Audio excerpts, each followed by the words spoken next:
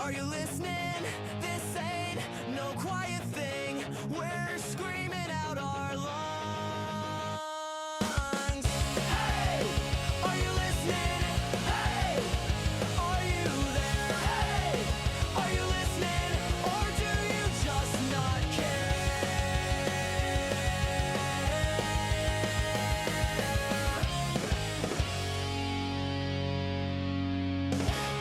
Well, hey, are you listening? This is a podcast exploring the past, present, and future of Christian music. My name is Joel. I'm here with my good friend Brandon, and we connected over a mutual love of some particular artists, but also have different tastes on things, and so we get to experience new stuff from each other while inviting some friends along for the ride. Brandon, how are you doing? Oh, you know.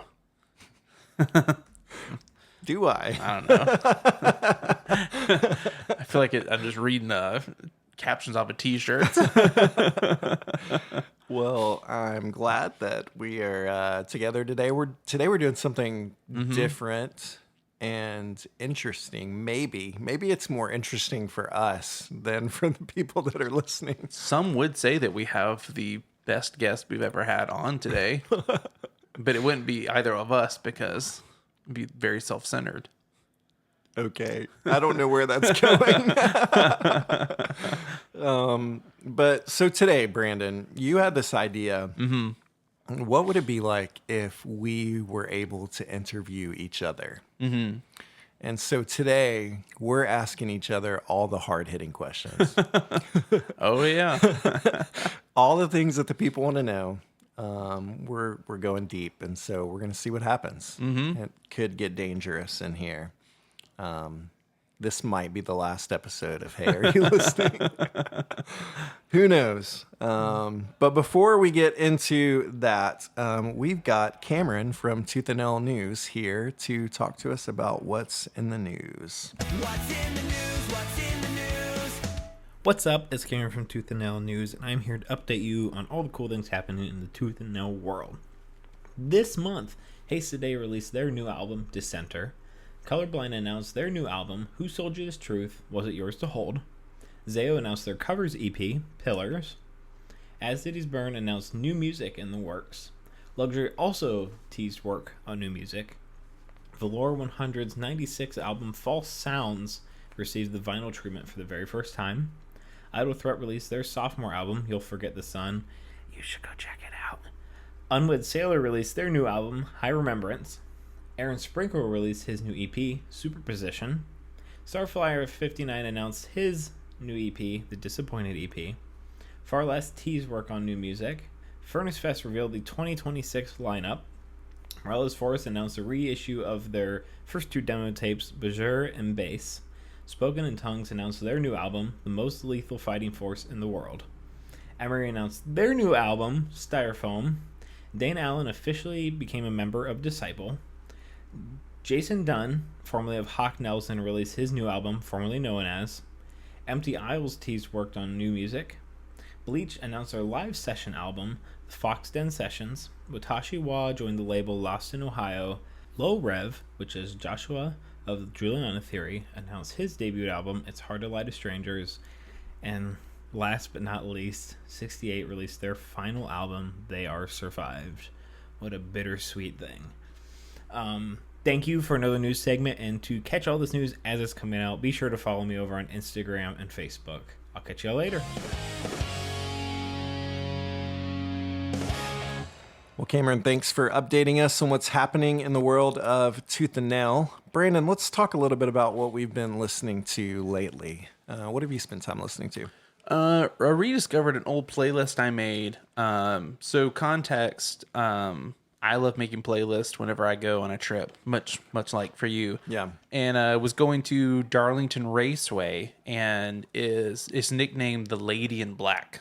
And they just say like, oh, it's like, I don't know, gonna get you or whatever. The Raceway? Yeah. Okay. And so I made a playlist, I think it was maybe last year, going to the race of just like female artist. Okay. And I was like, okay, it'd be a cool kind of just twist on it, where it's just like a bunch of female like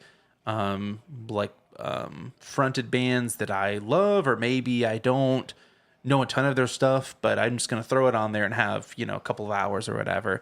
But it's just people like Flyleaf, Fireflight, Jenny Simmons, and then also just like a lot of newer bands that, I see pop up on Radio U, or that we mention on here, and just throwing it on there. And it's just a cool way to sit down and revisit songs I loved from years ago and get to rediscover newer bands that are happening right now.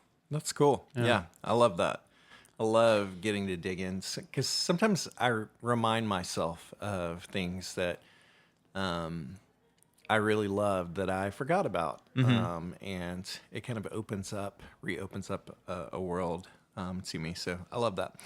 I've been listening to an album by an artist that we've covered on the podcast, but one of his different records. And so your buddy Keith came on the podcast and introduced us to Chris Renzema or Renzema. One of these days we'll figure out how to pronounce his name. So I've been listening to more of his stuff. We covered the album I'll Be the Branches, but I've been listening to his record following that called Let the Ground Rest, and just enjoying it. I really like his stuff. So that's been fun to kind of get into. So thanks, Keith. Keith's always doing that, helping people. Yeah, I really appreciate that. Was Keith, right? With him? Yeah. Yeah. All right, yeah, really appreciate that. So it's been fun. All right, Brandon, we are going to play a game. Let's play, it's time to play a game. Let's play, it's time to play a game. All right, Joel. So I know that you are up on all things NASCAR, but our viewers might not be. So NASCAR recently did this really cool thing that they went and raced on a Navy base. Like they made a racetrack on a live Navy base. So they're racing and doing all these different turns on just all these different parts of the base. So it was a really cool little thing. And to help promote it, Amazon produced this 30-minute short film where the race car drivers go to the Navy base, and the Navy is like, man, you guys are disrespectful. You're not going to race here. So then the NASCAR drivers are like, well, I tell you what, we're gonna compete against you, and if we win, we get to race. And if the Navy wins, we don't get to race. So it was just this goofy movie where it's they are, doing these different little challenges. It all culminates where they race a stock car against a fighter jet. Okay. So just way over the top. But it got me thinking, and I called up our good buddies over at PureFlix, and they were like, we love your idea, Brandon. So we just need you and Joel to give us the plot for it. So what we're going to do today is we are going to draw names and situations, and we're going to make us a movie. So it's going to be Christian artists are trying to compete at a location, and to do so, they're going to have to compete against some group of people associated with this location.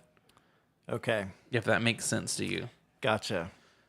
This one's really interesting. but Yeah. I'm thankful that PureFlix trusts us enough. Yeah, they saw what we did. We helped Skillet get a Christmas album. We're just doing a lot of stuff here. So let's first, you want to look at the scenario first? So tell Sure. us Sounds good. where are these people performing and who are they going to be competing against? Okay, so the scenario is this is at a county fair stage, and they're competing against farmers. Yeah, so Sounds see like something PureFlix would put out. who's got the biggest pig at the fair.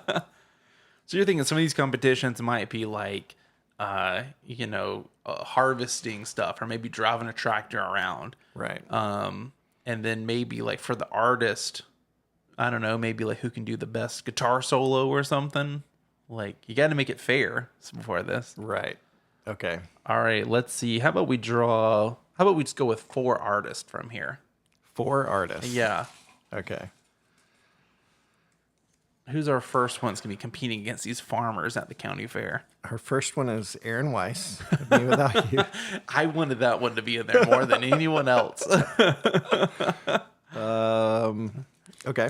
We've got Peter Furler Okay. of the Newsboys. They're pretty much the same person. Sure. People always say, man, is this a Newsboys song or is this a Me Without You song? We've got Striper. So the whole band. I just want to point out that you can tell the bands that I know and the bands I don't know from the fact that it's like, yeah, here's a person from the band versus the band. Michael Sweet from Striper. And then we've got Amy Grant. Oh, wow. Now, this is going to be a concert too. So this is, the NASCAR that was an event. So this is going to be a concert. So maybe before we talk about the movie, Joel, are you buying a ticket to this show? Okay. So remind me again. Am I picking somebody here that I feel like is these people are teaming they're up all of them teaming against up the farmers against the farmers to promote a concert they're putting on. Okay. So this whole movie is promote this main event going on at the county fair. So Aaron Weiss and Amy Grant at the same concert. Yeah. Who's opening out of those four? Who's the opener? Yeah. Do you want to go down that path of giving us opener to? I don't know if you're gonna like the answer, but it's gonna be Aaron Weiss. Just practically. Practically. Yeah. Okay. Probably the headliner is Amy Grant. I don't know what kind of crowds Peter Furler draws on his own, apart from the Newsboys name. But my guess would be you've got Amy Grant headlining, Striper right before Peter Furler, and then Aaron Weiss opening, which sounds like a mess of a concert, honestly. Aaron Wise has a lot of songs about animals, though. I would No, I know. venture to guess. Aaron Wise. He might be one of the stronger contenders Okay. in the competition. Okay. This is you're promoting the concert. I'm just helping with the movie. So Right. I'm gonna let you. I'm staying my own lane. Aaron has spent time in dumpsters, and I feel like he knows a lot about growing random plants that are like hippie. So I think that there's like a lot that's there that works, but Sounds like Aaron is opening, so we can get back to his booth. right, yeah, because he's got things to do. He's gonna win that blue ribbon. The local 4-H chapter is getting him to speak. Yeah. All right, what do you think about that movie, Joel? Would you watch these four artists against farmers? I mean, I would for sure, but I don't know like how much appeal this has to like most people. So who do you think, like in the NASCAR movie, you've got like a veteran driver, and you have like the wild card. So who do you think's like the wild card, and who's maybe like the in the scenes? Who do you think's getting 50% of the getting to showcase their acting chops in this movie? I think the Striper guys would be the funniest to watch. For like a lot of reasons, especially if they're like all dolled up. I just feel like the juxtaposition of that versus the farmers like works pretty well. Okay. Yeah. All right. That sounds good to me. Cool. So do we have to make this movie? I tell you what, Joel, for just for fun real fast, I'll let you choose one more scenario and two bands, and you tell me which one you're doing. So our first contender is Farmers at the county fair, Aaron Wise, Striper, Peter Furler, Amy Grant. This next one. Oh, this is good. So this is Mascots at a minor league baseball stadium. So I like that. Okay. That's fun. And we have competing against the Mascots at a minor league baseball stadium, Chris August. Okay. Chris August was pretty big in the 2000s. I feel like he's just one of those people that's around. I actually really loved him at Winter Jam, but Okay. I'm gonna stop talking so we can get to the next one. I don't know who Chris August is. So Joel, I was really just trying to cover for you. and then Gracie. Okay. So I could see Gracie make a music video with mascots in it. Okay. So Chris August do you remember the Candy Rap? no. Came out, it was a song just about loving candy and how obsessed he was with candy. It came out. You and I battle. Oh man, I feel like if you heard his stuff, you would have been like, "Oh yeah, I heard that on the radio." So he's like kind of weird and quirky. Yeah, I was a He huge wrote a fan of song his about stuff. Candy. Yeah. So probably he and Gracie worked together well to compete against these mascots. I could see Chris August performing at it. Out of the two of these ones, Yeah. I think this one is not funny because it seems something that's very feasible. Right. So Yeah. I see that too. I feel like it could definitely work. And Gracie's promoting the new record that's dropping, probably out by the time this episode comes out, which is fun. So Brandon, that was quite an adventure. I'm still not exactly sure what we just did, but I had fun doing it, so I appreciate it. Let's transition and talk about what we're doing today.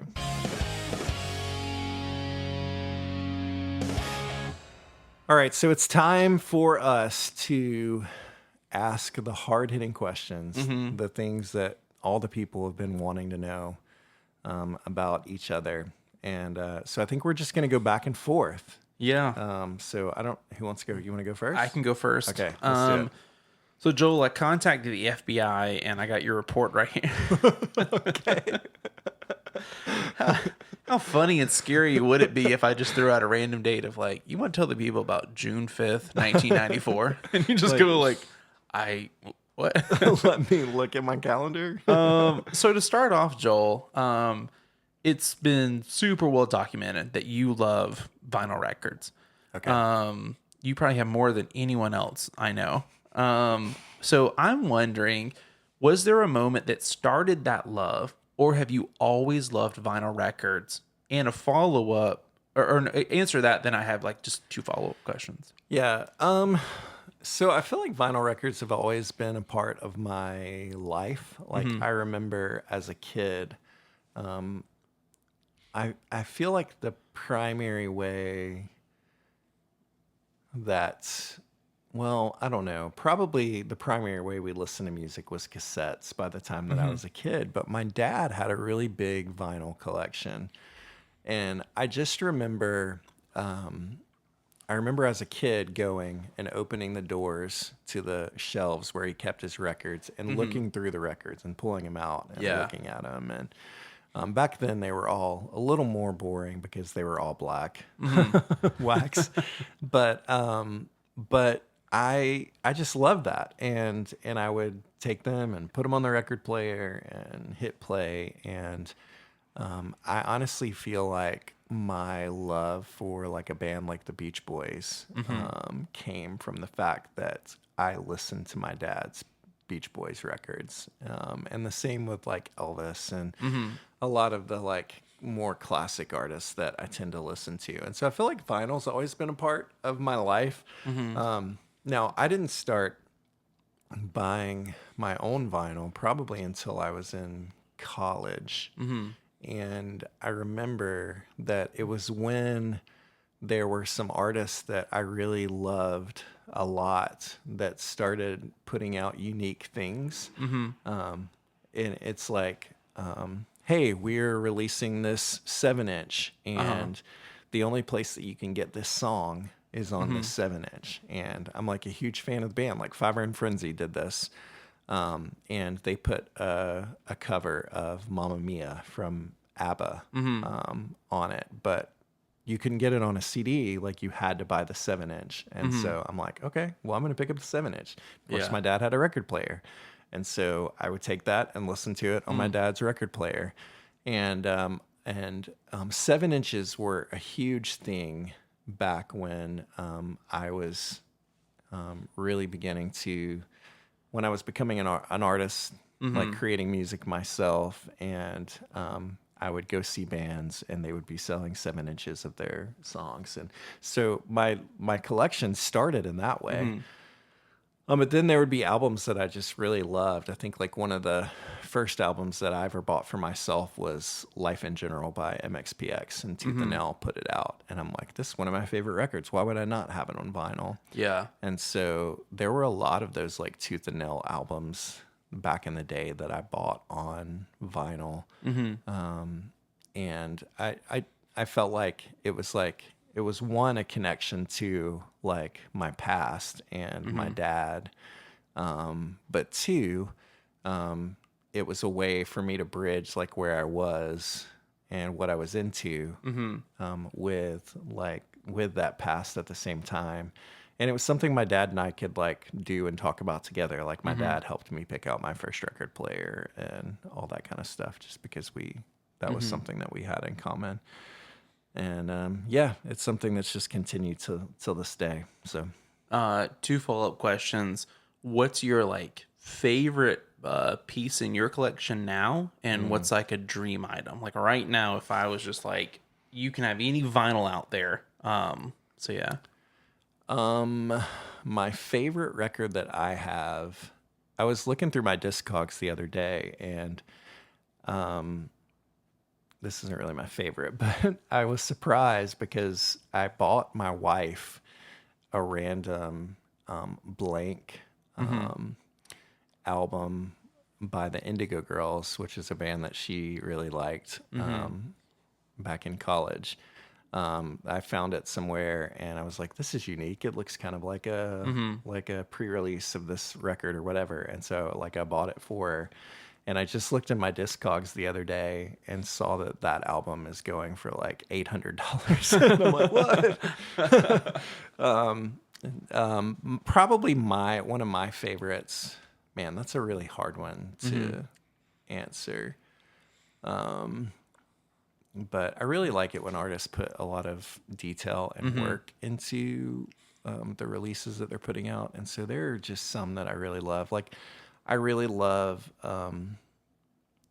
Further Seems Forever, The Moon Is Down. I have the new Tooth and Nail release version of that, which is just beautiful and it's really well put together. But I also have the original one.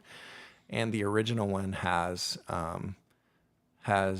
I think it's that one that has a cover of Say It Ain't So by Weezer on it, which you couldn't get anywhere else. And it was just a unique thing that was like vinyl only, which was really fun.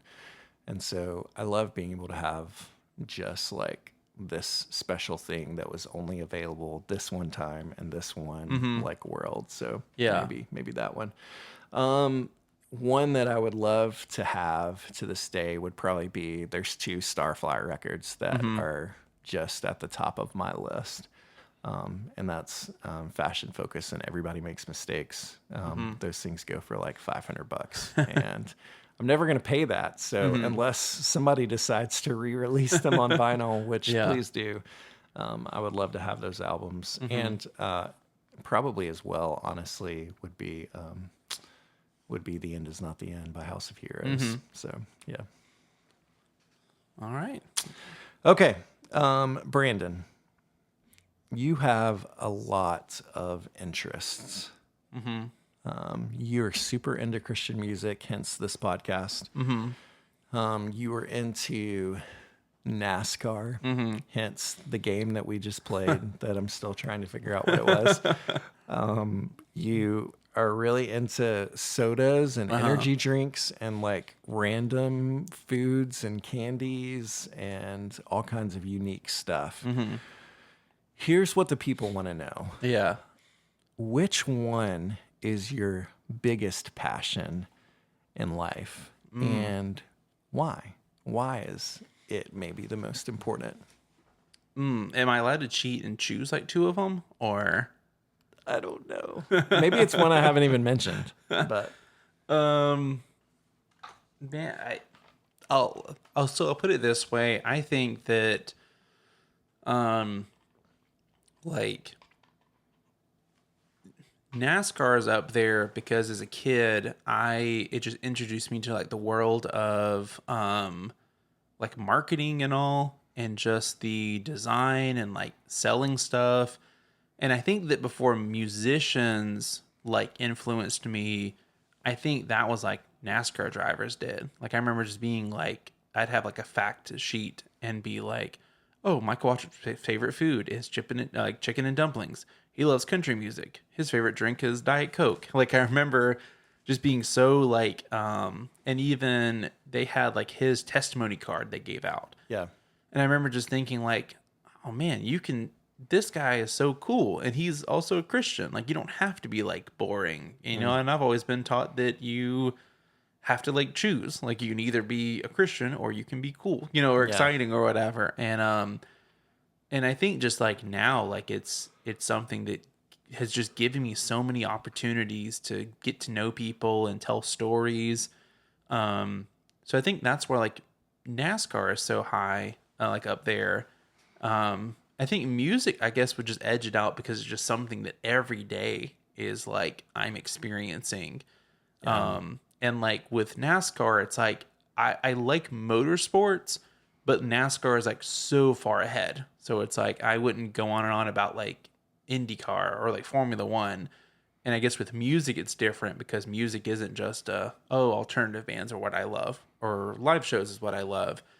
And I think with music, like to me, what's so fascinating with music is that when you have like a movie, you've got like $40 million and you've got an hour and a half to tell me the story and get me hooked. Mm-hmm. Or with a TV show, you've got 20 episodes to tell me the story. But with music, you've got 2.5 minutes and all you have is sound. You know, like you might make a music video or something, but like all you have is just sound. And it's just crazy the stuff that you can produce with that. And it's just crazy the stuff that you can just be a guy with an acoustic guitar and you can produce this thing with no money or whatever. And you can make me laugh or cry or whatever. Like just so simple. And so I think for me, it's just the simplicity of music. Like if right now I could snap my fingers and have any skill, it would be to be able to like sing or just play like the guitar. Yeah. And even like I went into like kind of the theater world because growing up I was like, man, music's my passion, but I'm way better at like like writing skits than songwriting or like acting, whether like versus getting up on stage and like singing or trying to play guitar. Yeah. So it's like I feel like if I could snap my fingers right now and you could say, Brandy, you could race a car or you could play like any Audio Adrenaline song, I feel like I'd be like, oh, the car's gonna be hot, but like Audio Adrenaline, man, this cool. Let's do this. So I feel like I would say NASCAR or not NASCAR, music. Yeah, that's good, and it fits with what we're doing here. Yeah, there you go. Even though you're engaged and involved in, it'd be really awkward if I was like, I'm just here until I get a better offer. So if Front Row Motorsports is listening. That's funny.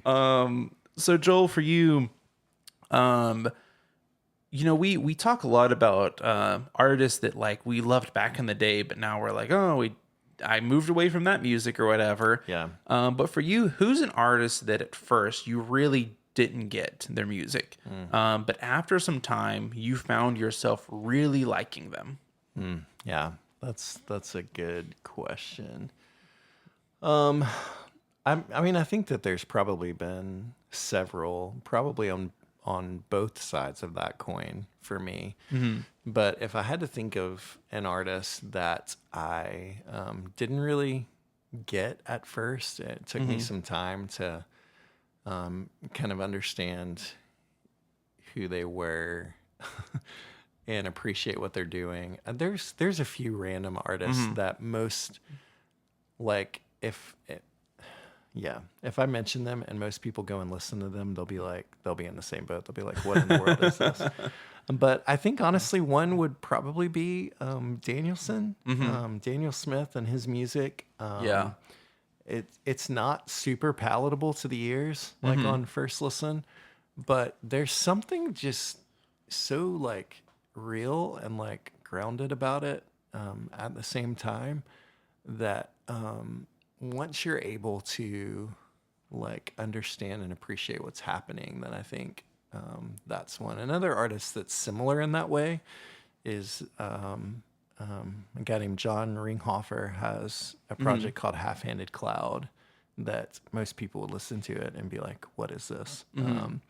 But he's been able to do some stuff of like real substance in music that doesn't sound that way at all. And so I think like if I had to pick like a big one for me though, so I grew up, I mentioned this earlier, I grew up listening to the Beach Boys and it's like, it was the, like, when you're a kid listening to all the surfing songs and songs about cars and all this kind of stuff that I thought were really fun. And so I liked that version of the Beach Boys. And I remember in college, I had a good friend who handed me a Beach Boys CD that I had never listened to before. And it was the album Pet Sounds. And he was like, you need to listen to this. This is going to change your life. And I'm like, I know the Beach Boys. Like, I grew up listening to the Beach Boys. And, like, it's like surfing music. Like, how is that going to change my life? And he's like, go listen to this. And so I remember going and listening to Pet Sounds by the Beach Boys. And to be honest, I didn't get it at first. Like, it didn't connect with me. It didn't make sense to me. And so I remember just kind of giving him the CD back and saying, thanks for letting me check it out. I appreciate it.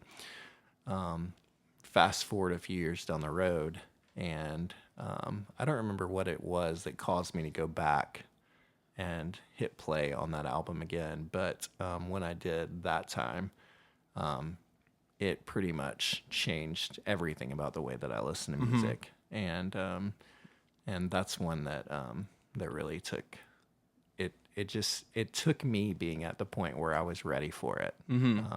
So yeah. That's really interesting. Yeah. All right. For you, Brandon, big question. So you and I have been to a few concerts together. And one thing that I've learned about you is when you go to a concert, there are two important things that happen. And one is you want to hear a band play, but maybe even a bigger thing is the merch table. Like, the merch table is almost more important to you than being able to listen to the band perform live. And so what's your this is kind of in line with what you asked me earlier, but what's your favorite merch item that you've ever bought at a concert? And then, like, what's your white whale? Like, what's the thing that you want that you know is out there, but you don't have it? Just like, I think just anything like at a John Rubin merch, because I've never seen him live. Yeah. And I think I told you about how I came close to being like, man, I don't have time to stay at this whole concert in Orlando. But there was part of me that was like, man, I might just drive down Orlando just to shop and hear a few of his songs and drive back. Like, it's just to that point. So if anyone's listening, they're going to a John Rubin concert, you can make my day. I think the favorite stuff I've bought, or like favorite item,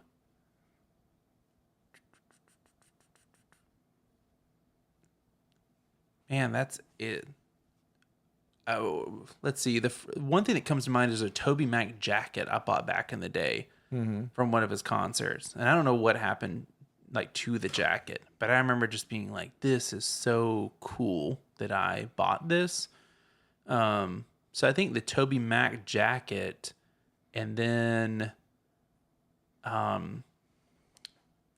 something that's not, it's not something that I bought, but I was fortunate enough for a few of Me Without You shows to get not the poster they were selling, but the event poster in the window of the event. Oh, that's cool. And I was just like, man, this is like one of one. And I have this now. Yeah. But yeah, what's sad is if I went into a concert and they said, hey man, you can either go shop the merch booth or you can see the band.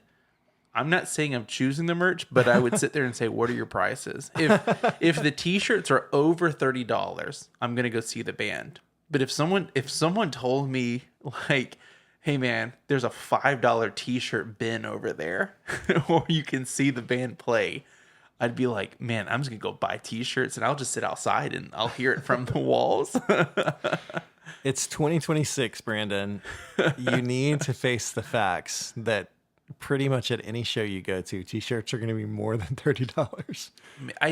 You know who I blame? Family Force 5. Because I went to one of their shows and they had a $5 t-shirt bin. I think it was one of the last times I saw them perform with Soul Glow as the head guy. But I every time I go to a concert, I go in there with, man, they might have a $5 bin in here. Yeah, I don't think it's going to happen anymore, but I definitely remember the $10, $15 t-shirt days. Yeah. But, sadly, I think those days are long gone. So, Next question I have for you, Joel, is, so we've been at this for almost a year. For anyone who's like listening to this, what advice would you give to someone who's wanting to start a podcast? Like if they came to you and said, man, I just want to start a podcast. I don't feel like I'm like adequately equipped to answer this question well because I still feel like I'm so new to this. Do you want me to change it up a little bit or? No, it's Okay. fine. I mean, I think that there are some things I can think of. You can definitely ask a follow-up if you want, but so one that I would say is definitely talk about something that you're passionate about and knowledgeable about. And so we like, this is easy for me because I have like, I feel like I've been listening to this music for most of my life in different ways. And so it's always been of great interest to me. And so I feel like there's just always things to say about it. However, we just covered like a Toby Mac record last week. And when we did that, I did not feel knowledgeable at all. And it made me feel uncomfortable. And so I think it's important. That if you want other people to listen to you, like, have something that you're really passionate about and that you feel like you can. Maybe you have something to say about it. That I don't think people want to listen just to hear our voices, but maybe if we have something to say. And then, I feel like too, there are a lot of people that would say, just get started, just do it. But you know, from our experience that it took us a while to get this off the ground because even though we both wanted to do it, I'm like, I want us to be ready for it. And I want it to be good out of the gate and I want the quality to be there. And while certainly we want to keep improving and getting better, don't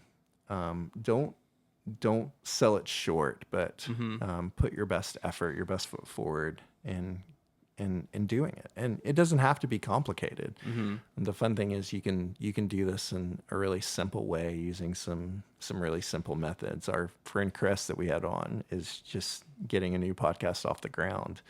And he uses a mic plugged into his phone and just records it. And so it can be as simple as you want it to be. But I think people are going to instantly like connect with your heart about something more than anything else. And so just having it be something that you love and that you care about, that you're talking about, I think is super important. I think if I could answer my own question, I think one thing I've discovered too is that I'm envious of people who can do stuff on their own.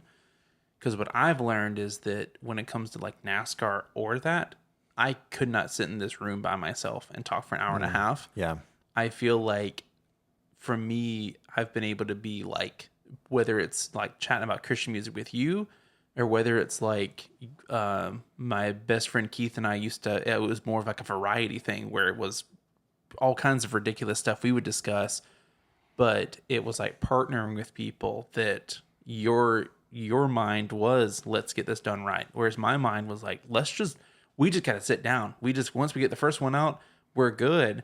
And I think that those two can mesh well because I think, I think episodes, I think that for me right now, if you sat there and said, hey, like the guest just canceled and you've got 15 minutes to come up with something, I think that's the area for you that you'd be like, whereas for me, I'm like, okay, here's 3 things we can do without, like any prep or very little prep. And and when you were saying that, I was like, man, that's something that I've been very thankful for, is that I feel like the things that like I fall like is a weakness for me is something that you are very like, good in, whether it's planning or, I mean, even microphones. I remember the first time I was like, oh, budget? I don't know. $12 to start a podcast?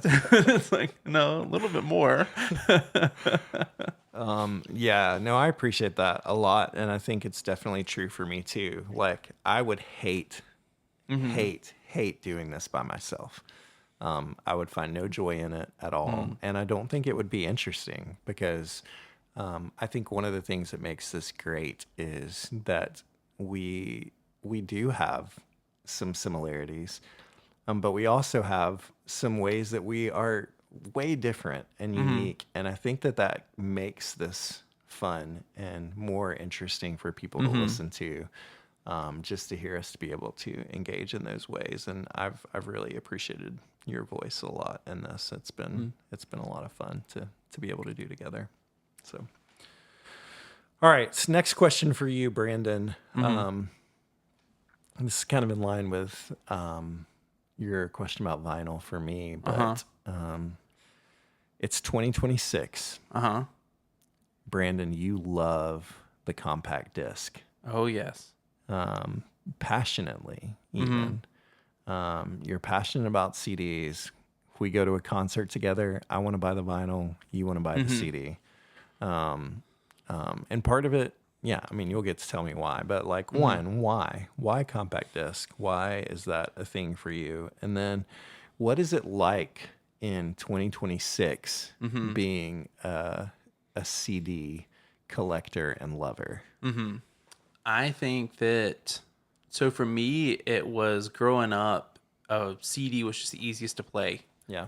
And I like instant gratification. So I remember at Winter Jam, I loved finding a new band and being like, I love this band. I'm buying this CD, getting in my car and listening to it on the way home.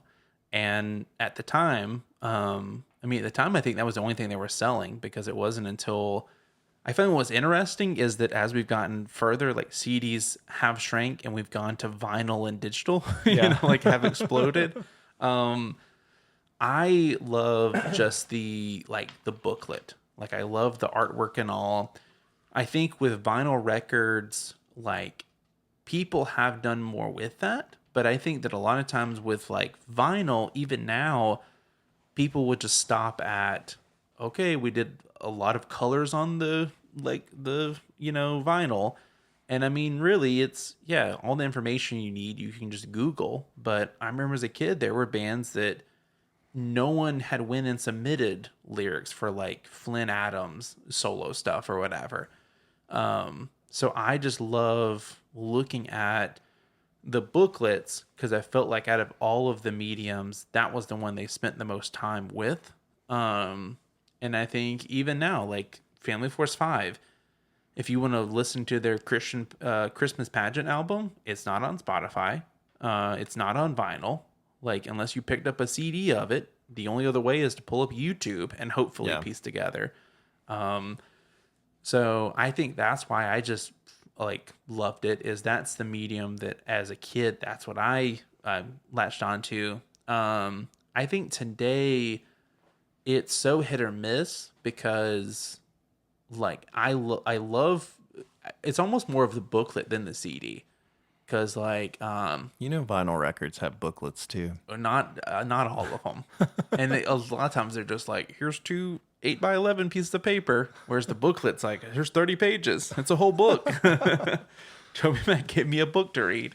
And I think that's what I appreciate, but I don't want to name the band, because I really love this band, but they let me down because there wasn't a booklet with the CD when I ordered it. And I was like, why did I spend my money on this? So I think it's the same way with vinyl records I own. there's some that they look cool, but the ones that I love the most are the ones that I can say, oh, here's a booklet that came with it. Yeah. So yeah, I think it's more of the booklet than I would say maybe the CD or like the vinyl. Yeah, CDs did come at a sweet spot where there are probably more CDs produced than any other music media. Mm-hmm. I'm just guessing because CDs were so cheap to make and produce, and the accessibility of it. I mean, we were getting CDs in the mail constantly for free just because they're so cheap for companies to make, and you don't get that with vinyl or cassette or anything else. Man, I wish I still receive these in the mail. Columbia House, come back. Yeah. Did that answer all the questions? Yeah. So Joel, here's a fun one. You know, you brought up NASCAR earlier. As a NASCAR fan, I find myself supporting brands that sponsor drivers and teams. So that's how I first started drinking Celsius or Sundrop. As a kid, I only wanted Wrangler jeans because they sponsored Dell Jr. So I'm wondering, as a music fan, has that ever influenced you? Like for instance, if you're a big Coke Zero fan, if RC Cola released a special edition Starflyer 59 can, are you switching? Or John Van Dusen body spray, if like a rival, if I don't know, oh gosh, what do you call them? I'm trying to think of the men's body wash, the Old Spice. So if Old Spice was like John Van Dusen edition, like, are you switching brands? So that's a good question. I don't know. I mean, it would depend. Most of the artists that I've always been into haven't really ever. I can think of two examples. One, when you bought Windows 95 back in the day, on the install disc, they had the video for Buddy Holly by Weezer off the Blue album, which was a crazy video. And so Windows was like, we've got Weezer. And I feel like that was like so many people's exposure to Weezer because they all wanted to be like, I can play a video on my computer. Like it was like the first one that was out there. And people were just amazed by that. And but that didn't keep me from becoming an Apple guy later. And then the other one that I can think of is, I don't know if this was probably before your time, but you would have been super into it. There was a drink that came out in the 90s called Surge. And Surge mailed a CD to like almost everybody in America, like basically as advertisement for their drink. And it was a CD sampler of a bunch of like rock artists.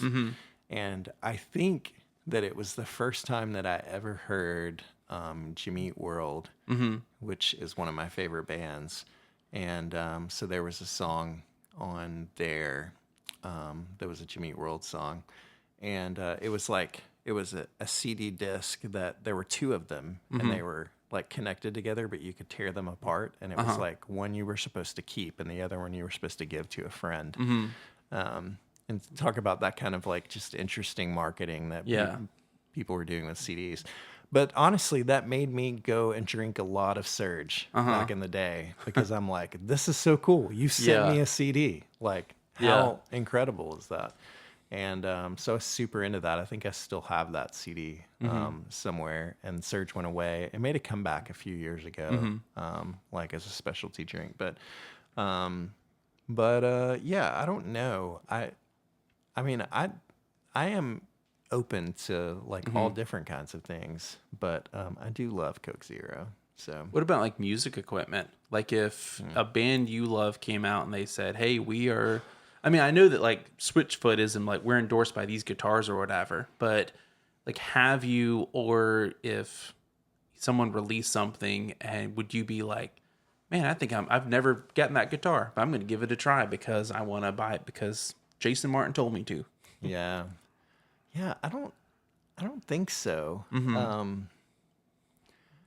I feel like I've always kind of gravitated towards the stuff that I've gravitated towards, just because of like sounds. Now, I remember the first time that my band played with the band 238.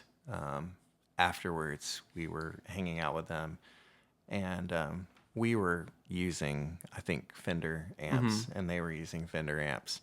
But I remember those guys like teaching me and us, like, here's how you can get the best sound out of a Fender amp. And that made me love Fender amps more. Okay, To where I would pretty much probably only play with a Fender amp, and Fender guitars moving forward. But yeah, I don't know. I don't know if that Okay. answers your question. No. I like I said, I just think it's interesting because like Jordan thinks that's like ridiculous that it's like, like to say like, so you're just trying that because a guy on a race car is like, try it. Yeah. But I think with marketing, like, it's the same way. Like recently she was looking for like this makeup because it was Lizzie McGuire. So for her, it wasn't like a sports person, but it was, oh, this is nostalgia. This is a TV show. I want this just because it's memories. And so I'd wondered the same thing for you if it was like, oh yeah, I'd switch to RC if. So I think that could definitely work with like nostalgia for me if that kind of thing was happening with things that I cared a lot about. Yeah. Whether that be a band or an album or, even like a TV show that I used to love or something. But but I just haven't had a lot of that happen. But Yeah. I feel like I'm a pretty niche kind of person that most advertisers aren't chasing after. All right, Brandon, here's one for you that might help influence some future things for us. But we've been doing this for a while. What's a topic that you want to talk about on the podcast, but we haven't found the right like space or way to like have that conversation yet? I think that there's a few bands, and I've thought it'd be cool if you could somehow do a deep dive into, here's an episode just dedicated to an artist, but neither one of us has figured out like, how do you deep dive Audio Adrenaline without listening to, like 7 albums or whatever. I think too, just like deeper topics. Like off air, there's a lot of stuff that we talk about it. And I think sometimes with like listeners out there, it's stuff that they're struggling with, but it's like, how do you combat that? And it's like, there's things that, I think that probably the easiest one to mention is like the whole like Michael Tate and Newsboys stuff, where it's like, are you, if you listen to Newsboys now, are you a bad person? Is it okay to listen to pre-Michael Tate? Is it okay to listen to Michael Tate's Newsboys because you're like, man, this guy was bad, but the message was good? I think there's people out there that they, struggle with that kind of stuff, and it's difficult to talk about that over a podcast. Like one-on-one, it's easy because, that's another thing, that there's people out there that they hear that and they would immediately go, yeah, like they did some bad stuff, but everyone does bad stuff. And I've got other friends that they would sit there and be like, how can you ever listen to that again? Because you're making light of it. And I think that you're in a no-win situation sometimes when you like talk about that. So I think just like finding a way that you can have those deep discussions in today's world without, like the moment you mention the topic already having people have their opinion, and instead just hearing you out. And I think that's the biggest issue, is that for us, it's how do we summarize our thoughts? And as a listener, how do you hear out? And, instead of being upset that one of us maybe had this take, like sending an email in, and saying like, hey, like, what did you mean by that? Or if you know us, like, there's topics all the time that I feel like I would never go on Facebook or get like a megaphone and say like, I'm willing to discuss this. But it's like yesterday, there was, a guy I'm really good friends with at church that walked up and we were having a conversation, and afterwards I was telling Jordan, I'm like, man, that's a conversation that when you first mention it, you don't know if someone's going to be like, yeah, see where you're coming from, or if it's going to be, whoa, wait a second, what are you? And I'm like, it's not me saying I know it's more of me saying, hey, this is a topic that it should be discussed because there's a lot, packed into it. And yeah, I think just like if we could format, how can we cover a whole artist in 45 minutes or something? Yeah. I think that'd be a pretty cool one.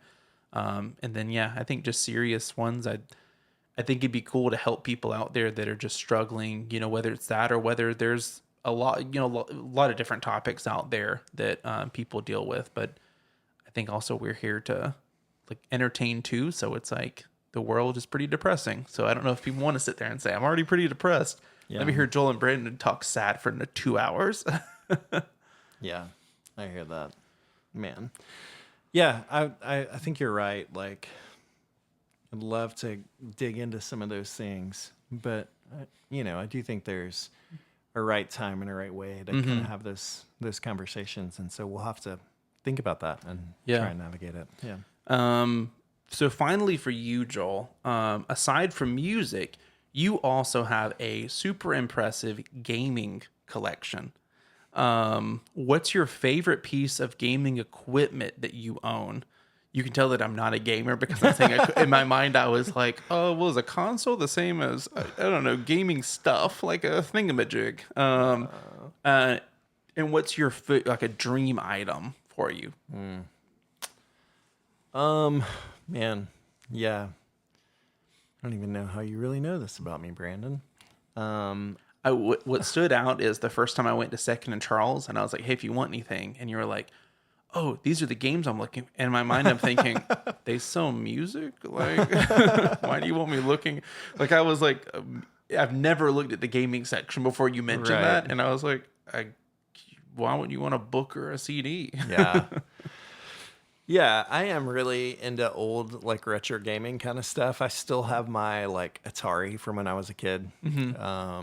And a lot of that stuff I let go of along the way to, like, upgrade to, like, whatever was next. And so I have kind of started kind of recollecting some of those things.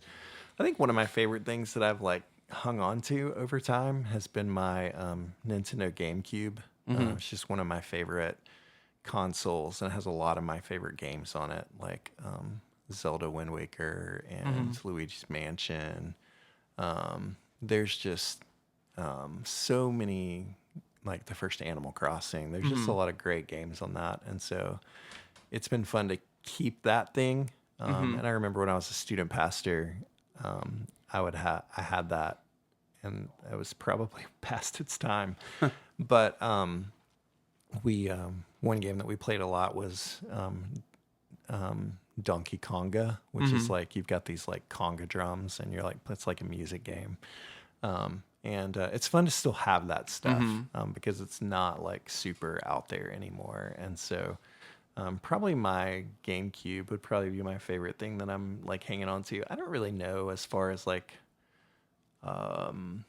what like a white whale or something that I really want would be that's still out there. And there's just a lot of the old classic like Super Nintendo RPGs are pretty pricey to like get, and those things would be fun to like have. But this is probably not that interesting for most people that are listening to this. But yeah, I do like to hang on to some of that stuff. It's just really interesting physical media to me. And I think the older that I get, and I think you and I shared this in common, the older that we get and the more that things become digital and not something that you can hold in your hands, the more I like long for having media that I can hold in my hands and that I actually own versus like I have the rights to for as long as some company decides that I have the rights to them. There's just something about having it in your hands that feels grounded. And so whether it's music like vinyl or video games, I think That's fun. Did you ever own Guitar Praise? I don't think I knew Guitar Praise was a thing. I had Guitar Hero. Have you ever and heard of Guitar Rock Praise? Band, no. So yeah, it was a Christian version of Oh, I Guitar know this. Hero. Some of the ones they included was Audio Adrenaline's DC-10, Casting Crown's Live Song, Jesus Freak, Love Addict.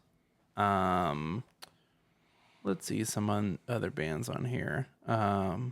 They got a ton of Striper. They did like a Striper edition on there. Yeah, some Toby Mac, some Zoe Girl. So That's hilarious. maybe that. So for the record, let everyone know on here that Guitar Praise is what Joel right now, if he could snap his fingers and have any good system, it would be Guitar Praise. I used to have all that Rock Band stuff, and that stuff took up so much space. I don't think I want any of it anymore, but that's interesting. I used to work at Lifeway in the Christian music department, and so that probably came after my time of working there, or I would have remembered that for sure. But that's really The website is currently down, so it did support online leaderboards, but it is down right now. So if just for the moment. I'm sure they're working Yeah. to get it reinstated. people Guitar Praise, if you could get that back in development so that Joel could get on the leaderboard, we'd really appreciate that. I'm also. What systems did that come out for? Platforms: Windows, Mac OS X. So it's like just computers. I think so. I didn't own one. I'm not a computer gaming guy. I'm a console gaming guy. I wasn't lucky enough to own one of these. Let's see. Published by Digital Praise, gameplay akin to Guitar Hero, although it's only compatible with its own wired and cordless USB guitar controllers. The games can be played on a computer running Microsoft Windows or Mac OS X. So yeah, Man, you can't even use your Guitar Hero controller.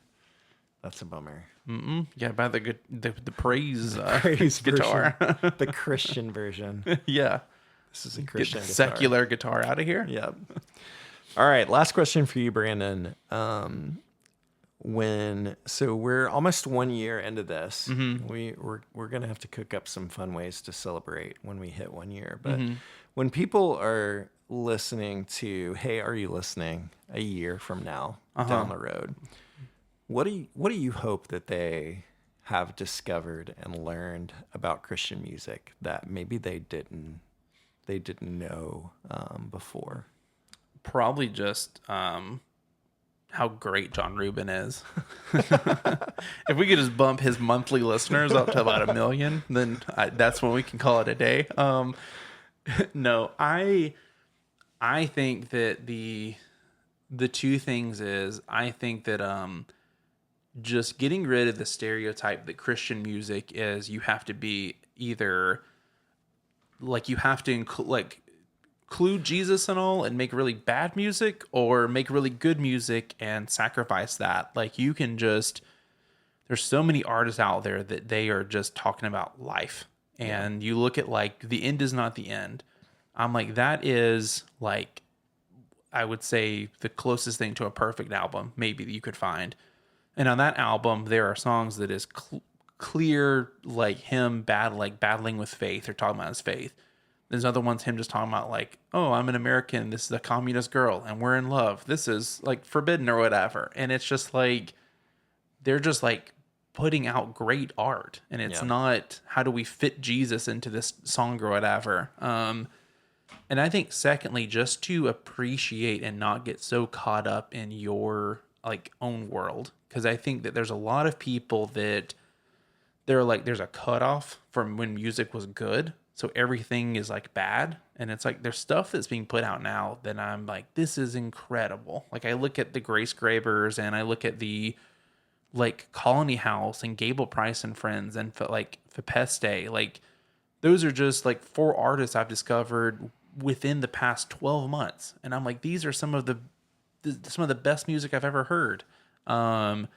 And I think that for people who are in my boat that hear that and they get super defensive and they're like, all the other music is bad. Because I have mentioned here before that I'm like, oh man, like if it's like 90s, 80s, or 70s, that music's terrible. And, you know, like you talk about like the Beach Boys album. Like, I think the first time you said that, I thought to myself, like, Joel's listened to so much good music. Why is he bringing up like an old Beach Boys album? And it's not me taking the time to understand that, like, okay, well, you know, like I've never listened to that album. So maybe if I listen to it one time through, I'm like, yep, it's just that. And I don't know the context of, no, Brandon, like this was way different because they did this, or no, you need to take time to listen to you like whatever, like here's why. And I think that's just knowing like the why, like why it's special. And I love on here that we have people that come on and they have records that we've never heard of. And there's some records people bring on here and like, I'm like, oh man, how do I nicely say that I didn't enjoy this? But the thing is I'm like, yeah, it wasn't my cup of tea, but I think it's so cool that this person loved it. Because like you know, we joke a lot about Danielson or like a John Rubin. And like, I understand that there's a lot of people out there that are like, John Rubin, this is not rap, or like, this is not, but I'm like, yeah, like I'm sure there's people out there that are better at, you know, like different aspects or whatever. But it's like, this person made an impact on my life. And when I listen to it, like, I think that this is just incredible, like stuff. So I think that that's what I want people to hear is, you know, not that, oh, you were right, like your artist is the best artist out there, but more of like, man, I'd never listened to that and I gave it a shot, and man, that was interesting. Yeah, I think just people getting out of their comfort zones and realizing that music isn't just the like 5 artists on your rotation. It's like thousands of people out there that have released really cool stuff, you know, going back like way back in history to like even now. And I tell people that the 2 albums I've given like 5 stars to were released within the past like 2 years, you know, of this recording. So I think for me, that's true too. That I think when we think about Christian music, that a lot of us who grew up in this are just thinking about what's behind us. And we miss the fact that there's amazing stuff that's happening right now.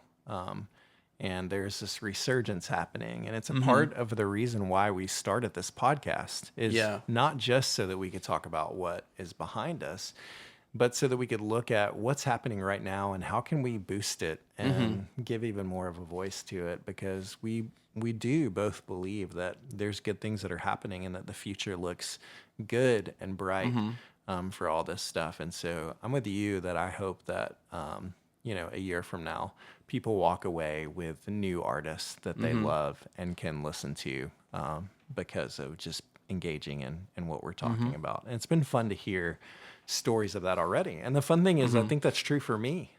That I have artists that I listen to now that I didn't listen to before we started this podcast, because other people have exposed those things to me too, which is really fun. So, all right. Well, thanks. You didn't go too hard on me. went out for the next 5. So I appreciate it. Yeah, we'll have to do this again in the future, maybe, and kind of see where we are and where we land from Now that we see, because I remember like both of us being like, "What is the other person?" Because I have this weird rule that I'm like, you can't know what I'm going to ask Joel because I need the real answer. And going into it, it's like, oh man, like what if one of us is just all these goofy questions of like, you want ice or no ice in your drink? And the other one's like, when's the first time you cried? Like, what's the first song that made you cry? That's a great question, actually. Yeah, we'll include that one next time. Yeah. I like it. Well, it's been fun, Brandon. I appreciate you coming up with the idea for it. Before we finish, let's talk about our lyric of the week. It's time for the lyric of the time.